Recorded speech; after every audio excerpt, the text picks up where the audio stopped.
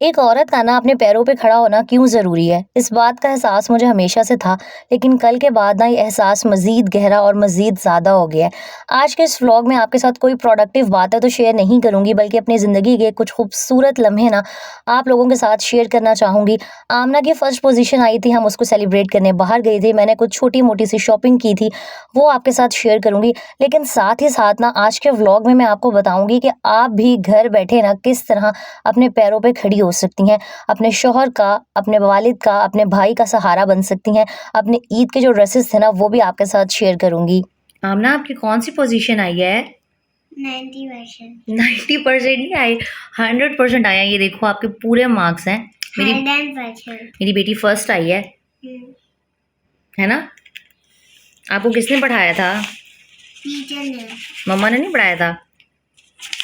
मम्मा ने बुलाया था लेकिन पेपर भी किया। वेरी गुड, बहुत अच्छा रिजल्ट है आपका। अब हम शाम कहाँ जाएंगे?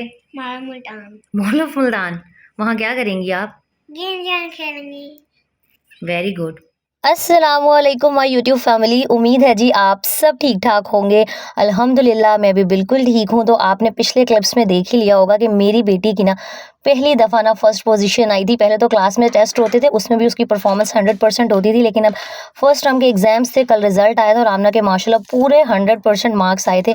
तो मुझे लगता है कि हम माओं के लिए ना ये जो पहली पहली खुशियाँ होती हैं, बल्कि औलाद की तो हर खुशी ही इंपॉर्टेंट होती है, लेकिन पहली दफ़ा जब आपका बच्चा इस तरह फुल मार्क्स लेके आता है ना, उसकी खुशी ही अलग होती है। और मैंने पहले से ही सोच के रखा हुआ था कि मैं उसकी इस खुशी को ज़रूर सेलिब्रेट करूँगी, क्योंकि माशाल्लाह आमना बहुत इंटेलिजेंट है और मुझे पता था कि उसका रिजल्ट अच्छा ही आएगा। हाँ, मैंने उसको कोई प्रेशराइज़ नहीं किया था, और ना ही किसी माँ को ना अपने बच्चों को बार-बार ये कहना चाहिए कि आपने फर्स्ट ही आना है। मैं आमना को हमेशा यही कहती हूँ कि बस आपने अच्छे मार्क्स लेकर आने हैं। लेकिन ना मैंने अक्सर देखा है कि माँ-बाप जो है ना, जाने-अनजाने में या कभी उनको पता भी होता है, वो अपनी औलाद को प्रेशराइज़ करना स्टार्ट कर देती हैं कि फ़लाने के ख़ानदान में बच्ची है ना, वो हमेशा फर्स्ट आती हैं, तो आपने भी फर्स्ट आना है।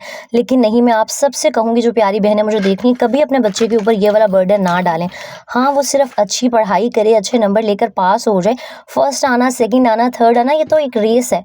मुझे लगता है बच्चों के ऊपर ना ये वाला जो बर्डन है हरगिज़ नहीं डालना चाहिए, वो मेंटली बहुत डिस्टर्ब हो जाते हैं। खैर, ये कल कुछ शाम के क्लिप्स हैं हमारे बाहर जाने से पहले। वैसे तो मेरा प्लान यही था कि हम आमना को उसकी कोई फ़ेवरेट चीज़ जो पिज़्ज़ा है या फ़ास्ट फूड हर बच्चे को ही पसंद होता है, वो हम खा पी के ही आएँगे वापस।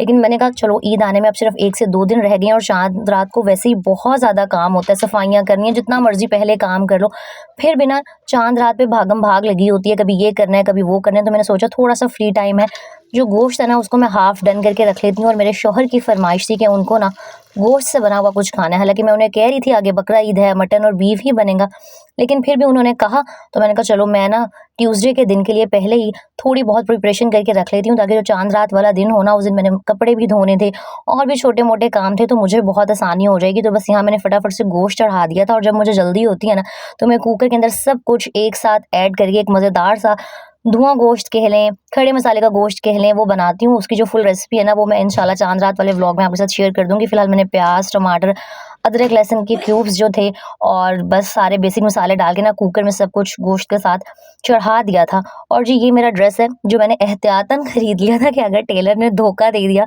तो मेरे पास कुछ तो पहनने के लिए होना चाहिए। वैसे ही जो मेरे लास्ट ईयर के कपड़े हैं वो अब मुझे पूरे नहीं आते हैं, टाइट हो गए हैं, मुझसे बहुत ज़्यादा ना फिटिंग वाले कपड़े पहने भी नहीं जाते, मैं कंफर्टेबल फील नहीं करती। तो ये मैंने ड्रेस लिया था, और ये मैंने लिया है स्टिच्ड ही। और मुझे लग रहा है कि स्टिच लेना ना अब ज़्यादा फ़ायदेमंद है, क्योंकि अगर मैं ज़ेलबरी का भी सूट खरीदूँ ना, वो 3000, 3200, 3500, 2500 का भी वैसे तो आ जाता है, लेकिन उसके ऊपर फिर लेसेस अब इतनी महंगी हो गई हैं। ऊपर से जो मेरे टेलर हैं वो भी 1000, 1500, बल्कि 1200-1300, और अगर थोड़ी बहुत और डिज़ाइनिंग करा लो तो 1500 के करीब सिलाई लेती हैं। तो मुझे तो सूट 5500-6000 का पड़ जाता है। तो मुझे ना अब लग रहा था कि मैं ना स्टिच कपड़े ही लेना स्टार्ट कर दूँ। तो मैंने एक ये ड्रेस खरीदा है, पता नहीं इसका कलर वैसा क्यों नहीं आ रहा जैसे रियल में है, लेकिन रियल में ये और भी खूबसूरत है। और बाकी ये वो शर्ट्स हैं जब मैं चेज़अप गई थी हस्बैंड की शॉपिंग करने, तो आमना के लिए लेकर आई थी। और साथ मैंने इस ड्रेस के ना कंट्रास्ट में खुद से खरीदे थे, क्योंकि ये ड्रेस है रेडिश मैरून सा, तो मुझे था कि अगर सब कुछ ही मैं रेड रेड ले लूँगी ना तो बहुत ज़्यादा दुल्हन वाली वाइब आएगी। तो मैंने कंट्रास्ट में ना ग्रीन कलर के खुद से ले लिए थे, और मुझे खुशों से ना कोई शदीद लगाव और मोहब्बत और ऑब्सेशन है। मतलब मुझे खुद से बहुत अच्छे लगते हैं। मैं हील्स तो पहनती ही नहीं, और फ्लैट्स तो जब भी ईद वगैरह होती है ना, मुझे शूज़ लेना होता है, मेरी कोशिश होती है कि मैं खुद सा ही लूँ। और ये चेक करिए, मुझे ना ये मिला था ड्रेस 5500, हाँ 5600 की रेंज में मुझे मिल गया था, 5600 का ही था। और अच्छी खासी इस पे एम्ब्रॉयडरी भी हुई हुई थी, पैचेज़ वगैरह काफ़ी कुछ लगे हुए थे। तो मेरे हिसाब से मुझे ठीक लग रहा था। बाकी सबकी जो है ना अपनी जेब होती है और अपना बजट होता है। और ये वाली जो नेकलाइन है ना, अभी तक तो आप लोगों को पता चल ही गया होगा कि ये मेरी मोस्ट फेवरेट है। और मेरी किस्मत अच्छी है कि अगर जब भी मैं सिले हुए कपड़े लेती हूँ ना, तो मुझे यही वाला नेक का डिज़ाइन मिल जाता है। और इतनी अच्छी कल एक बात हो गई थी कि जब मैं ये क्लिप्स रिकॉर्ड कर रही थी ना, टेलर बिल्कुल घर के साथ ही उन्होंने मेरे कपड़े जो थे ना सी के भेज दिए थे। तो मैंने सोचा कि चलो आपको एक ड्रेस दिखा रही हूँ, साथ में ना जो बाकी के 2 हैं वो भी दिखा देती हूँ। एक ये जो है पर्पल कलर का मैंने लिया था, एक मैंने ब्लैक लिया था। अब मुझे समझ नहीं आ रही है, माशाल्लाह मेरे पास 3 ड्रेसेस हो गए हैं कि ईद के पहले दिन ना मैं कौन-सा ड्रेस जो है वो पहनूँ। और ये जो दोनों पर्पल और ब्लैक ड्रेस नज़र आ रहे हैं ना, ये मैंने ज़ेलबरी से बाय किए थे। एक मेरे ख्याल से 3100 का है और उसने भी सिर्फ शर्ट्स भेजी थी कि बाजी शर्ट्स चेक कर लें, पजामे शायद आज चाँद रात वाले दिन मुझे मिल जाएँगे होपफुली। लेकिन ख़ैर नहीं भी मिलते तो मेरे पास तो अपना एक ड्रेस आ ही गया। और बहुत ही अच्छी उसने स्टिचिंग की थी। मतलब पैसे तो लेता है लेकिन फिर पैसे ना वसूल भी हो जाते हैं। और मैंने बहुत सिंपल से, कोई मैंने हैवी बहुत ज़्यादा डिज़ाइनिंग वगैरह नहीं कराई थी। एक तो ईद के मौके पर वैसे ही इतनी गर्मी होगी। और हाँ जी, घबराएं नहीं, जो टाइटल में मैंने बात की है ना कि आप घर के काम करते हुए, अपने घर सँभालते हुए अर्निंग किस तरह कर सकती हैं, वो हम आगे चल के बात करते हैं। मैंने सोचा पहले ये जो कपड़े-शपड़े हैं ना, ये सारे आपको दिखा लूँ और आप लोग मुझे बताइएगा आपको कौन-सा ड्रेस सबसे ज़्यादा अच्छा लगा है, ये पर्पल वाला, ब्लैक वाला, ये जो मैंने स्टिच मैरून लिया है वो वाला। और कमेंट्स में ये भी बता दीजिएगा कि मैं पहले दिन कौन-सा पहनूँ। मुझे ऑनेस्टली ये पर्पल बहुत प्यारा लग रहा है। एक तो बड़ा खिला हुआ समरी सा कलर है और ऊपर से स्टिच उसने बहुत अच्छा कर दिया है। तो मैं बहुत खुश हो रही थी। बाकी मैंने सिर्फ़ एक खुसा ही बाय किया है। ये जो ब्लैक वाला ड्रेस है ना, इसके साथ ऑलरेडी एक मैरून जूता मेरे पास पड़ा हुआ है। और वैसे भी मैं जूते लेने के मामले में बहुत कंजूस हूँ। मुझे लगता है जूते खरीदने का मतलब है क्या है यार, मैं नहीं खरीदती जूते, मैं बहुत ही कम खरीदती हूँ। और अगर खरीदने भी हो ना, तो मैं सिर्फ खुस्से वगैरह ले लेती हूँ जो मुझे ज़्यादा अच्छे लगते हैं। खैर जी, उसके बाद ना मगरिब के बाद हम निकल गए थे बाहर। और जो मेरी बहनें मुल्तान में रहती हैं उनको पता होगा कि हम जा रहे थे मॉल ऑफ मुल्तान। यहाँ पर ना बच्चों के लिए बहुत अच्छे प्ले एरियाज़ बने हुए हैं, सुपर स्पेस और एक और भी है। तो बच्चे जाके काफ़ी खुश हो जाते हैं। और मैंने पहले से ही डिसाइड किया हुआ था कि जिस दिन आमना का रिज़ल्ट आएगा ना, मैं उसको सेलिब्रेट करने के लिए, उसकी इस छोटी सी खुशी को अच्छे तरीके से सेलिब्रेट करने के लिए उसको बाहर लेके जाऊँगी। ख़ैर, अब आप सारे क्लिप्स देखिएगा, वीडियो को एन्जॉय कीजिएगा, लेकिन साथ ही साथ मेरी बातों को बहुत गौर से सुनिएगा कि आजकल के दौर में एक औरत का अपने पैरों पे खड़ा होना ना क्यों बहुत ज़्यादा ज़रूरी है। लेकिन उससे भी पहले ना मैं आपके साथ एक बहन का चैनल शेयर कर रही हूँ, वीवी मसाला सीक्रेट्स के नाम से। ज़ाहिर-सी बात है, इस महँगाई के दौर में उन्होंने भी चैनल इसीलिए बनाया है कि वो 4 पैसे घर बैठ के कमा सकें, अपनी फैमिली को सपोर्ट कर सकें। तो मैं उनके चैनल का लिंक ना नीचे कमेंट में पिन कर दूँगी। आप सबसे मेरी एक गुज़ारिश है कि बस उनके चैनल को जाके ज़रूर सपोर्ट कीजिएगा। काफ़ी अरसे से मेहनत कर रही हैं, पहले कुकिंग की वीडियोज़ बनाती थीं, अब रूटीन शेयर करती हैं। तो कोशिश करें कि अपनी तरफ से आप जितना किसी के काम आ सकती हैं ना, आज के दौर में आएँ, क्योंकि यही छोटी-छोटी नेकियाँ ना मुझे लगता है इंसान के लिए आगे चल के आसानियों का बाइस बन जाती हैं। और कमेंट में ज़रूर उनको बता दीजिएगा कि आप मेरे चैनल से आए हैं, आप सारीना शुएब की प्यारी सी ऑडियंस हैं। बाकी मैं आपको बताती चलूँगी, जो सुपर स्पेस है ना, ये मॉल ऑफ मुल्तान के 2nd फ्लोर पर है। अगर आप अपने बच्चों के साथ आना चाहती हैं, बहुत सारी बहनों को तो पता भी होगा और जिनको नहीं पता तो बहुत ही अच्छा है, बहुत अच्छी एनवायरनमेंट है। बाकी पेरेंट्स की एंट्री टिकट मेरे ख़्याल से 50-50 रुपीज़ थी, हमने 1100 पे किए थे और हमारी एंट्री भी हो गई थी। और साथ में एक ये बैंड मिल गया था। बैंड लेने का फ़ायदा ये हो जाता है कि आपके जो बच्चे हैं ना, वो हर राइड, मतलब उनकी जितनी मर्ज़ी अनलिमिटेड राइड्स आप एंजॉय कर सकते हैं 1000 रुपीज़ में। तो मुझे ना ठीक लग रहा था कि बजाय इसके कि आप अलग-अलग से हर राइड के लिए पेमेंट करो, एक ही दफ़ा बैंड ले लो। और चाहे एक जो क्या कहते हैं झूला है या राइड है, वो आपका बच्चा 10 दफ़ा ले ले, कोई मसला नहीं है। खैर, आमना ने यहाँ पर बहुत एंजॉय किया और हम आ जाते हैं अपने मेन टॉपिक पे कि आप घर बैठ के अर्निंग किस तरह कर सकती हैं। और यहाँ एक बात मैं ये भी क्लियर कर दूँ कि मेरा मकसद यहाँ पर किसी भी ना हस्बैंड को, किसी भी बाप को डिग्रेड करना नहीं है। मैं ये बातें सिर्फ आपके साथ इसलिए शेयर कर रही हूँ कि आजकल जो महंगाई के हालात हैं ना, अगर एक औरत घर बैठ के पैसे कमा रही है तो इससे अच्छी बात कोई हो ही नहीं सकती कि वो अपने हस्बैंड का मुश्किल वक्त में सहारा बन सके, अपने बच्चों की इन छोटी-छोटी खुशियों को एंजॉय कर सके, अपने लिए कुछ ना कुछ अपनी पसंद का ख़रीद सके। क्योंकि अक्सर ऐसे होता है ना कि इस तरह छोटे-छोटे मौके आते हैं और हम सिर्फ यही सोच के चुप कर जाते हैं। कभी बच्चों के अच्छे नंबर आ गए, कभी कुछ हो गया, कभी उनका सफ़ारा ख़त्म हो गया, कभी कुछ ना कुछ होता रहता है और हम सेलिब्रेट करने से पहले यही सोच रहे होते हैं कि यार पैसे लग जाएंगे। बर्थडे आ जाती हैं बच्चों की और हम सेलिब्रेट नहीं करते कि यार बजट डिस्टर्ब हो जाएगा। लेकिन हमेशा ये सोचा करें कि आपके लिए बेशक ये छोटी सी बात होगी, लेकिन ये जो छोटी-छोटी खुशियाँ हैं ना, जो हम अपने बच्चों के साथ सेलिब्रेट करते हैं, ये उनका पूरा चाइल्डहुड बनाती हैं। जब वो बड़े हो जाएंगे ना, तो उनको यही वही यादें जो हैं याद आएँगी, और वो जब अपने बच्चों को बता रहे होंगे कि हमारे पेरेंट्स ने इस तरह हमारे साथ किया हुआ था, तो मुझे लगता है इन छोटी-छोटी खुशियों को, इन प्यारे लम्हात को ज़रूर सेलिब्रेट करना चाहिए। लेकिन बात वही आ जाती है कि अक्सर ना हमारी जेब भी इजाज़त नहीं दे रही होती। तो मुझे लगता है कि अगर एक औरत घर बैठ के कमाए ना, तो वो इस तरह अपने बच्चों की जो छोटी-छोटी खुशियाँ वो ज़रूर पूरी कर सकती है। अच्छा, यहाँ पर चेक करिए, यहाँ पर ना पेरेंट्स के बैठने के लिए कोई जगह नहीं है, और मैं इतनी ज़्यादा थक गई थी कि मैं लिटरली एक राइड की ना, मतलब थोड़ी-सी एक जगह सी बनी हुई थी झूले के साथ ही, मैं वहाँ पर बैठ गई थी क्योंकि मुझसे बिल्कुल भी खड़ा नहीं हुआ जा रहा था, और आमना के बाबा ना बस उसको एन्जॉय करा रहे थे। मैं यहाँ बैठ कर ना बस सब कुछ देख रही थी। अच्छा, इस सुपर स्पेस में ना इतनी कोई मतलब वाइब्रेंट लाइट्स और म्यूज़िक चल रहा होता है, और मुझे माइग्रेन का इशू है। अगर मैं बहुत ज़्यादा इस तरह तेज़ लाइटिंग में आऊँ ना, जो बार-बार चेंज हो रही हो, जल रही हो, बुझ रही हो, तो मुझे ना सर में दर्द स्टार्ट हो जाता है, और मैं बस आमना की वजह से ना यहाँ पर बैठी हुई थी। फिर ना मुझे सामने ही नज़र आया कि यहाँ पे डॉलर शॉप भी है।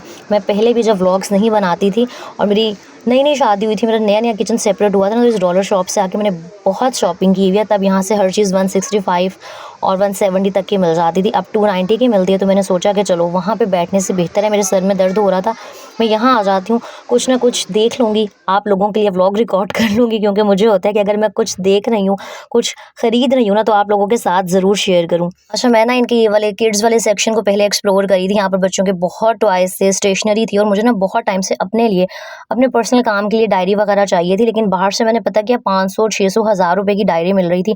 तो मुझे था कि यार क्या ही एक डायरी के लिए मैं इतने सारे पैसे लगाऊँ। तो यहाँ पर ना इतनी प्यारी डायरीज़ थी, एक ये पिंक, एक ये ब्लू, और ये 300 की थी, मुझे बहुत अच्छी लगी। लेकिन अब मैं यहाँ पर कन्फ्यूज़ हो रही थी कि मैं कौन-सी खरीदूँ, क्योंकि हस्बैंड भी साथ नहीं थे, वो आमना के साथ प्ले एरिया में थे। ख़ैर जी, मैंने ले ली थी एक ब्लू कलर की डायरी अपने लिए। बाकी इनका ये जो था ना, थोड़ा बहुत किचन आइटम्स का सेक्शन था, लेकिन टू बी ऑनेस्ट मैं किचन के लिए इतना सामान खरीद चुकी हूँ कि अब किसी भी डॉलर शॉप का जो सामान है ना, मुझे अट्रैक्ट नहीं कर रहा होता। मुझे होता है यार ये तो वही चीज़ें हैं जो मेरे पास हैं। लेकिन फिर भी मैंने रिकॉर्ड कर लिया था कि अगर कोई बहन मॉल ऑफ मुल्तान के आस-पास रहती है, या कभी आपका मॉल ऑफ मुल्तान आना हो ना, तो इस डॉलर शॉप में आपको ये वैरायटी मिल जाएगी। मेरा मकसद होता है कि चलो मेरा व्लॉग देख के ना आपकी भी विंडो शॉपिंग हो जाएगी। हम औरतें तो विंडो शॉपिंग में भी अक्सर खुश हो जाती हैं। और बाकी रही बात कि घर बैठे पैसे कैसे कमाए जाए ना, तो ज़रूरी नहीं है कि आपने सिर्फ यूट्यूब चैनल ही बनाना है। मैं पहले भी बहुत दफ़ा शेयर कर चुकी हूँ कि अगर आप घर पे बैठ के होममेड फूड का बिज़नेस भी स्टार्ट कर लेती हैं ना, चाहे वो फूड पांडा के थ्रू हो, फूड पांडा के थ्रू आप नहीं भी करना चाहती, तो अगर आप किसी अच्छी सोसाइटी में जाके अपनी सर्विसेज के बारे में बताएं, होममेड समोसे का, रोल का बिज़नेस स्टार्ट कर लें, फ्रोज़न आइटम का कर लें, बहुत ज़्यादा इसकी मांग होती है, स्पेशली ऐसे एरियाज़ में जो क्या कहते हैं सोसाइटीज़ वगैरह बनी होती है ना, वहाँ पे बड़ा पसंद किया जाता है कि उन्हें होममेड फूड मिल जाए, जो साफ़ सुथरी भी हो, और प्राइसेस आप ऐसी रखें कि हर कोई आपकी जो चीज़ है वो अफोर्ड कर सके। और होममेड फूड का बिज़नेस ऐसा है जो आप 1000, 2000, हद 5000 से भी ना बड़ी ईज़िली स्टार्ट कर सकती हैं। और अगर आपको बेकिंग अच्छी आती है, आप केक्स बनाने में, कुकीज़ बनाने में, इस तरह की चीज़ें बनाने में एक्सपर्ट हैं, तो आप वो काम भी कर सकती हैं। अपने ऑनलाइन पेजेस बना के आपको किसी प्रमोशन की भी ज़रूरत नहीं होगी, आप अर्निंग कर सकती हैं। हाँ, यूट्यूब भी एक बहुत अच्छा ऑप्शन है। मुझे सबसे अच्छा इसलिए लग रहा होता है क्योंकि आप घर के कामों के साथ-साथ ना जो आप कर रही होती हैं वही आप रिकॉर्ड करें जैसी आप हैं। कोई आपको शो और शो ऑफ करने की ज़रूरत नहीं है। अपनी रियलिटी दिखाएँ, जो काम आप जैसे करती हैं ना, और ऑडियंस आपके साथ आहिस्ता-आहिस्ता कनेक्ट करना स्टार्ट कर देगी।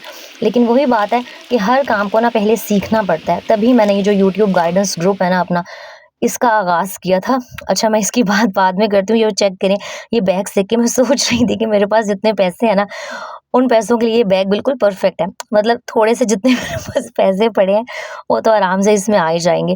खैर, मज़ाक कर रही हूँ, काफ़ी अच्छी यहाँ पर चीज़ें थी, डेकोरेटिव आइटम्स बहुत ज़्यादा अच्छे थे। अगर आपको शौक है ना घर सजाने का, तो आप यहाँ पर ज़रूर आएँ, आपको 290, 300 की रेंज में बहुत अच्छा सामान मिल जाएगा अपने घर को डेकोरेट करने के लिए। बाकी रही बात कि यूट्यूब गाइडेंस ग्रुप आप कैसे ज्वाइन कर सकती हैं, तो वो मैं बहुत दफ़ा शेयर कर चुकी हूँ, कम्युनिटी पर पोस्ट भी लगाती रहती हूँ कि इंस्टाग्राम का जो लिंक है ना, वो यूट्यूब की बायो में मेंशन है। आप वहाँ पर जाके ना मुझे मैसेज कर सकती हैं और डिटेल्स ले सकती हैं। और आज सिर्फ जो है ना, वो लास्ट डे है गाइडेंस ग्रुप को ज्वाइन करने का। इंशाल्लाह ईद के फ़ौरन बाद फर्स्ट से ना जो ग्रुप है उसमें प्रॉपर जो है मैं गाइड करना स्टार्ट करूँगी। अभी करंटली भी मेरा एक ग्रुप चल रहा है जिसमें यूट्यूबर्स ऐड हैं, और मुझे बहुत खुशी हो रही होती है कि जिनको मैं गाइड कर रही हूँ ना, वो सीख रही हैं, और सिर्फ सीख नहीं रही हैं, उनके चैनल में बाकायदा इंप्रूवमेंट्स आ रही हैं। मैं तभी स्क्रीनशॉट शेयर कर रही होती हूँ, उसके ऊपर भी कुछ लोगों के कमेंट्स आते हैं कि ये इनके ख़ानदान वाले ही हैं जो अच्छे कमेंट्स कर देते हैं। तो भाई मैं एक बात क्लियर कर दूँ, मेरे ख़ानदान वाले शायद मेरे व्लॉग्स देखते ही नहीं हैं, और अगर देखते होंगे ना, तो मुझे नहीं ख्याल कि वो कभी कमेंट करते हैं। तो जो भी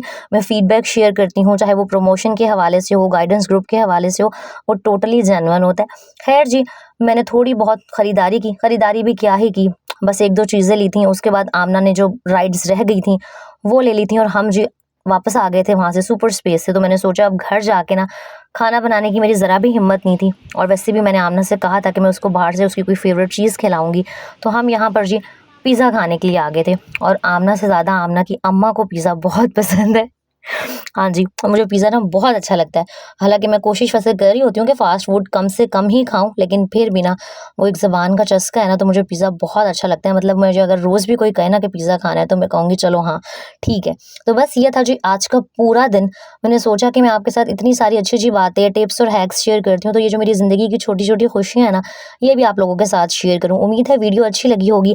जिन बहन के चैनल का आपको मैंने बताया है ना, उनको विज़िट ज़रूर कर लीजिएगा, लाइक कर दीजिएगा वीडियो को, कमेंट करना मत भूलिएगा। अपना बहुत सारा ख़्याल रखिएगा। अल्लाह हाफ़िज़।